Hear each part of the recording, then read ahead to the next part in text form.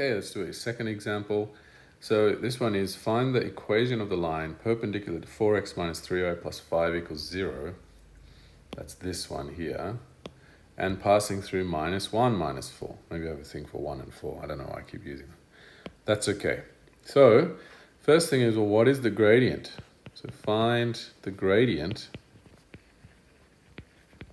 of 4x minus 3y plus 5 equals 0. Now, there's a number of ways you can do that.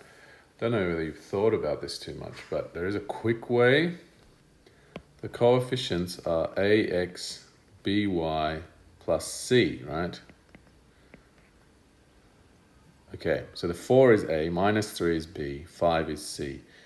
I can rearrange this. This becomes 3y equals 4x plus 5. Then I just divide by 3, which is y equals 4 on 3x plus 5 on 3. So m1 is equal to 4 on 3, 4/3. But I can also, and some of you may have noticed this, is the value of 4 and 3 are already in here. So it's actually negative a on b is the value of m. Negative a on b. But again, if you're not sure why that is, it's better to rearrange and understand it. So if this is my first gradient, m1 equals 4 on 3, then my m2, my perpendicular gradient, is flip it upside down and make it negative. This is perpendicular gradient. All right? And so it passes through this one, minus 1, minus 4. So I do a similar thing now. So the perpendicular line has form y equals minus 3/4 x plus b, which I don't know what it is. So we substitute in minus 1, minus 4. This is the same as the other ones. Oops. Minus 4, which is the y value, is equal to minus 3/4 times minus 1 plus b, which we don't know. I'm going to move up slightly. Simplify. Minus 1 times anything just changes the sign. So this becomes positive 3/4. And then we have to subtract 3/4 from both sides to get rid of that. So minus 4 minus 3/4, actually negative 4 and 3/4 is equal to b. But of course, I don't like mixed numerals, or keep going on about that. So that's 4 times 4 is 16, plus 3 is 19. So negative 19 on 4. Therefore, the perpendicular line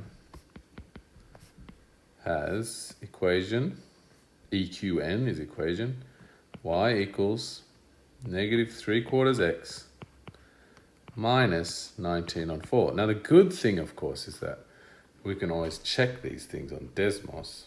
So you can go in and type in 4x, this one, I'll do it in green.